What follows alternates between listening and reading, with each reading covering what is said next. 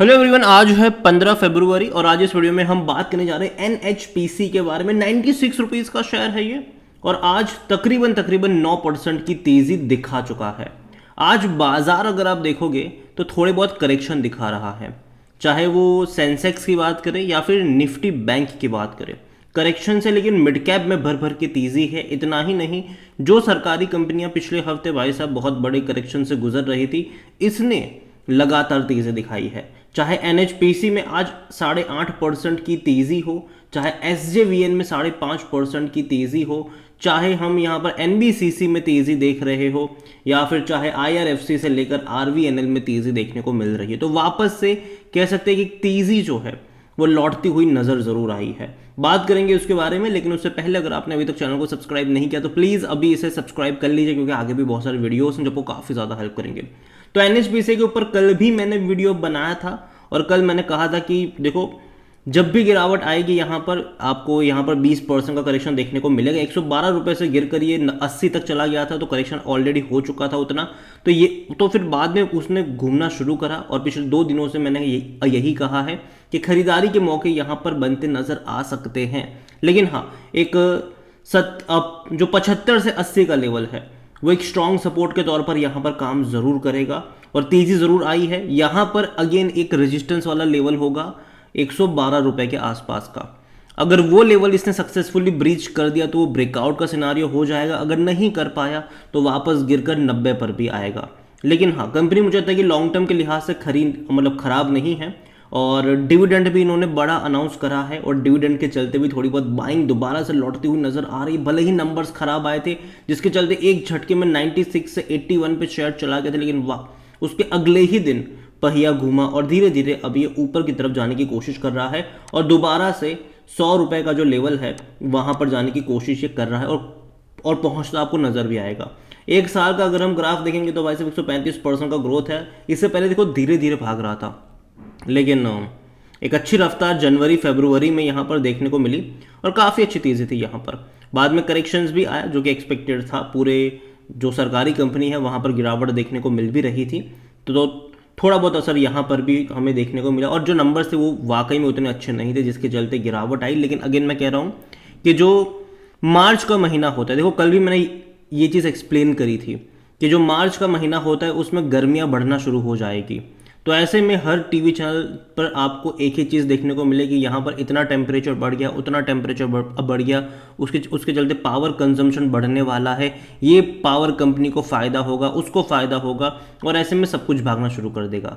चाहे वो टाटा पावर देखो या फिर एनएचपीसी देखो, कल मैंने यही एग्जाम्पल आपको दिया था और मैं आज भी वही कह रहा हूँ। देखो फरवरी का जो टाइम है वो थोड़ा बहुत अप्स एंड डाउन्स रहेगा, लेकिन लॉन्ग टर्म के लिहाज से मुझे लगता है कि ये 112 रुपये का भी जो लेवल है उसको फ्यूचर में ब्रेक ज़रूर करेगा और एक बड़े ब्रेकआउट की तरफ जाता नजर आएगा जरूर, क्योंकि वैल्यूएशन के हिसाब से अभी भी महंगा नहीं है।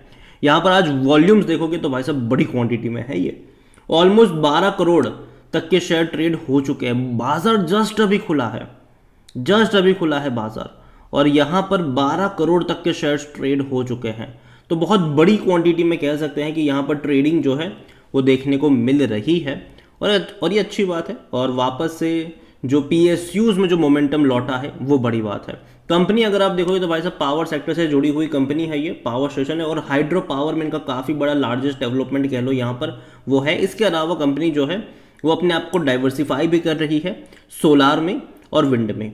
और देखो सोलार और विंड डेफिनेटली हम सब क्या जानते हैं कि आने वाले टाइम में काफ़ी अच्छा करने का दमखम रखता है और एक जिस कंपनी के पीछे सोलार लग गया है, विंड लग गया है, उसमें वाकई में तेज़ी देखने को मिल रही है और आने वाले टाइम में वहाँ पर एक और अच्छी रफ्तार आप एक्सपेक्ट करोगे।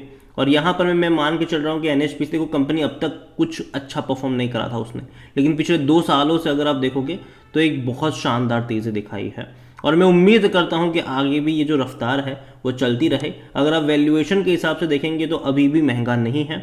इसका जो पी रेशियो है वो 24 का है, सेक्टर पी 31 का है। 50% एनालिस्ट कहते हैं खरीदारी करो यहाँ पर। फाइनेंशियल्स अगर आप देखोगे तो कंपनी के जो अभी लास्ट क्वार्टर में रेवेन्यू प्रॉफिट थे वो खराब आए थे। 2640 करोड़ के आसपास के इनके रेवेन्यू थे और प्रॉफिट तकरीबन 490 करोड़ के आसपास का था, जो कि इससे पहले के क्वार्टर के मुकाबले बहुत ख़राब आपको लगेगा खास करके प्रॉफिट वाइज। और पिछले साल भी उससे कम ही था, मतलब पिछले साल के मुकाबले भी कम ही रहा ये। तो ये रीज़न था कि एक ही झटके में आपको गिरावट देखने को मिली और SJVN के भी नंबर बहुत ज़्यादा खराब आए थे और उसके चलते भी कहीं ना कहीं एक जो मूड था वो बिगड़ा था बाजार का। शेयर होल्डिंग को लेकर अगर हम बात करें तो जो प्रमोटर है उनके पास 70.95% का स्टेक है। प्रमोटर यहाँ पर गवर्नमेंट है और अभी हाल फिलहाल में प्रमोटर ने और 3.5% का स्टेक बेचा ज़रूर है। 66 रुपीज़ के आसपास उन्होंने स्टेक बेचा था।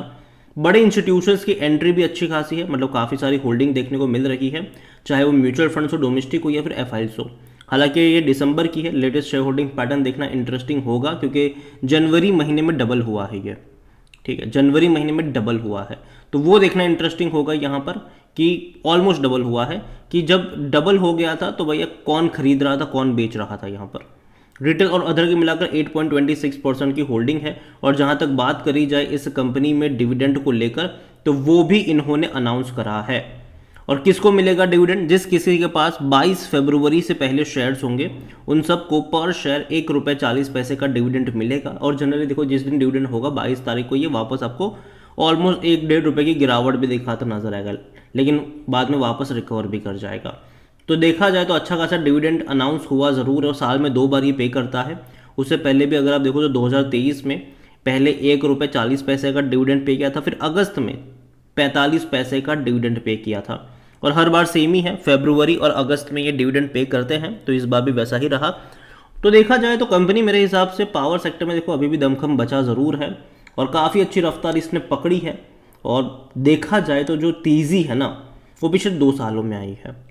अगर आप देखो तो 2022 से मार्च से 27 रुपये से इसने भागना शुरू करा था, वरना अगर आप मैक्सिमम चार्ट इसका उठा के देख लो तो ये कोई उतनी बड़ी तेज़ी नहीं थी।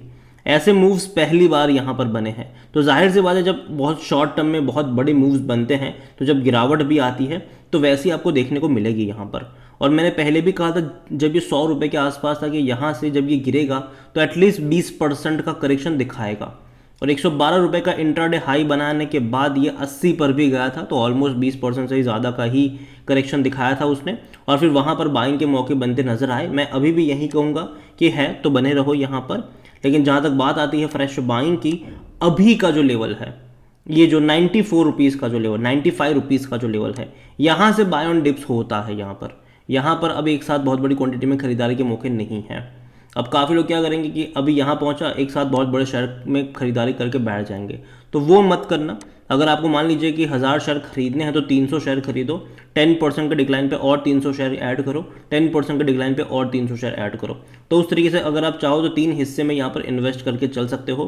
कंपनी खराब नहीं है और जहाँ तक मैं जो मतलब मुझे लगता है कि अभी का जो फरवरी का जो सेकंड हाफ होने वाला है वो थोड़ा बहुत अप्स एंड डाउन्स वाला रहेगा यहाँ पर, लेकिन जो असली तेज़ी है वो गर्मियों के टाइम पर आपको देखने को मिलेगी, चाहे वो NHPC हो, चाहे वो फिर अदानी ग्रीन हो, अदानी पावर हो, टाटा पावर हो। एक असली तेज़ी आप यहाँ पर मार्च से ऑब्जर्व करोगे क्योंकि नंबर्स जो हैं वो मार्च क्वार्टर के और जून क्वार्टर के भी काफ़ी अच्छे होंगे उस टाइम पर, क्योंकि डिमांड काफ़ी ज़्यादा बढ़ती नज़र आएगी। कई सारे पावर शॉर्टेज भी आपको देखने को मिलेंगे, गवर्नमेंट जो है वो और ज़्यादा पैसा पे करेगी। और देखो इंडिया में ना एक सर्वे ये भी कहता है कि जो पावर कंजम्पशन जिस तरीके से बढ़ने वाला है ना उस तरीके से पावर जनरेट नहीं होने वाला है। तो देखा जाए तो ये भी एक बहुत बड़ा सवाल है और ऐसे में जो पावर कंपनीज है वो ज़्यादा पैसा चार्ज करेगी फ्यूचर में। तो मैं यही कहूँगा आपसे कि नज़र रखिए इन कंपनियों के ऊपर, हालांकि ये सरकारी कंपनी है और अगेन जो जिस लेवल पर है वहाँ से बाय ऑन डिप्स के मौके बनते हैं, ना कि किसी भी एक लेवल पे बहुत सारे शेयर्स खरीद के बैठ जाना। तो ये तो बात हुई NHPC की। इसके नंबर देखा जाए तो ख़राब थे लेकिन उतने भी ख़राब नहीं थे। सबसे ज़्यादा ख़राब नंबर SJVN के थे, लेकिन फिर भी ये शेयर आज बढ़ रहा है क्योंकि ऑलरेडी काफ़ी ज़्यादा ये टूट चुका था। अगर आप देखो तो 175 के इंट्राडे हाई से गिरकर ये नीचे 108 पर आया था, वापस इसने तेज़ी पकड़ी ज़रूर है। और अगर आप चाहते हैं कि मैं इसके ऊपर भी एक डिटेल वीडियो बनाऊं तो कमेंट में SJVN लिमिटेड लिखिएगा।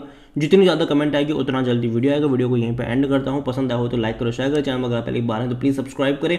और NHPC के बारे में आप क्या सोचते हैं वो भी आप मुझे कमेंट में लिख के बता सकते हैं। Thank you.